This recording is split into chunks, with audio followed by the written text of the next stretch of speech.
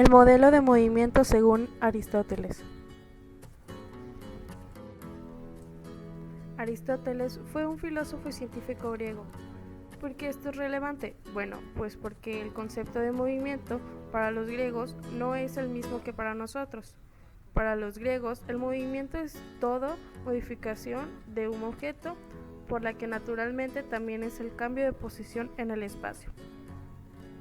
Y Aristóteles define el movimiento como el paso de una potencia al acto. Aristóteles menciona que el movimiento es el acto de lo que está en potencia en tanto que está en potencia. Con esta definición, Aristóteles quiere indicar que el movimiento en sí es un acto, es decir, una realidad que le puede sobrevenir a un objeto o a una cosa, como este que tenemos aquí. Si este objeto está en reposo, no tiene un movimiento. Lo tenemos aquí y está en reposo, es decir, está quieto.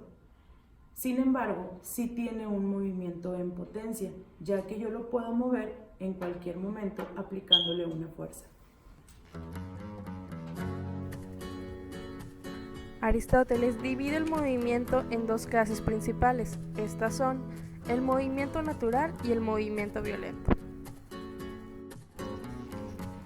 El movimiento natural es aquel en el que el objeto regresa a su posición original, es decir, el estado de reposo, como por ejemplo cuando dejamos caer una pelota al suelo, esta regresa a su posición en el suelo. El movimiento natural surge a partir de la naturaleza de un objeto. Todo objeto en el universo tiene un lugar propio, determinado por esa naturaleza. Y cualquier objeto que no está en su lugar se va a esforzar o se va a mover por alcanzarlo. Tenemos el objeto, que es esta hoja de papel.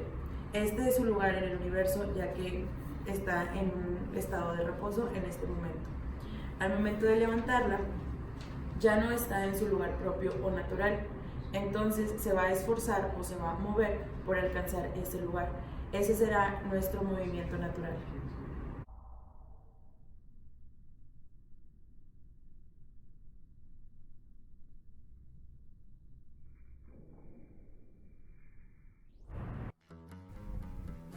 Por su parte, el movimiento violento es aquel que es impuesto, es decir, que se le aplica un impulso para que le pueda existir, como cuando lanzamos una pelota hacia arriba. Como vemos, el movimiento violento es externo al objeto y es causado a causa de empujones o tirones o tracción que se le imparte al objeto.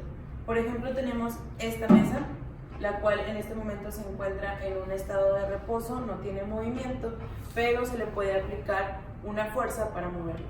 Cuando hacemos esto.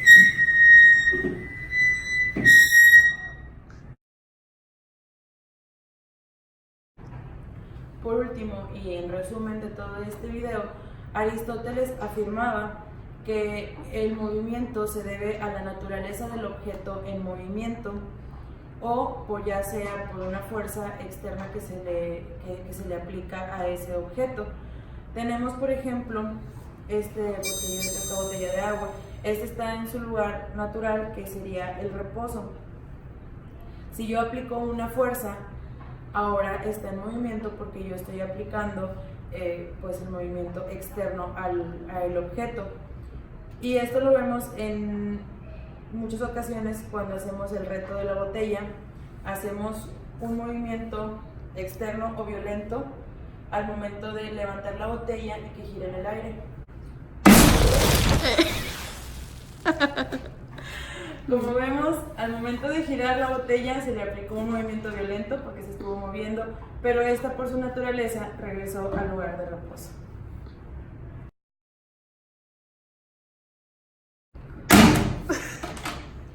Eso lo puedes editar. Voy a poner en blooper. Muy bien. ¿Lo vas a seguir grabando y luego lo vas cortando o cómo? Pues o sea, sí. Que salga. Okay. Sí. 1, 2, 3.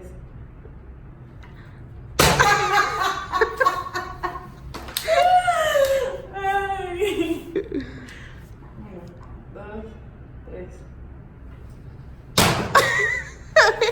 Estúpida botella. Okay. 1, 2, 3.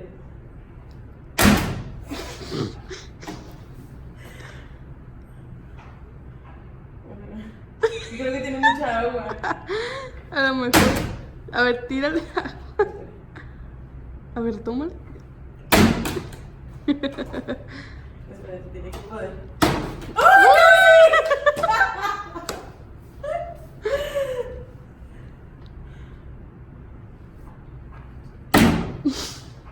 Tengo que poder.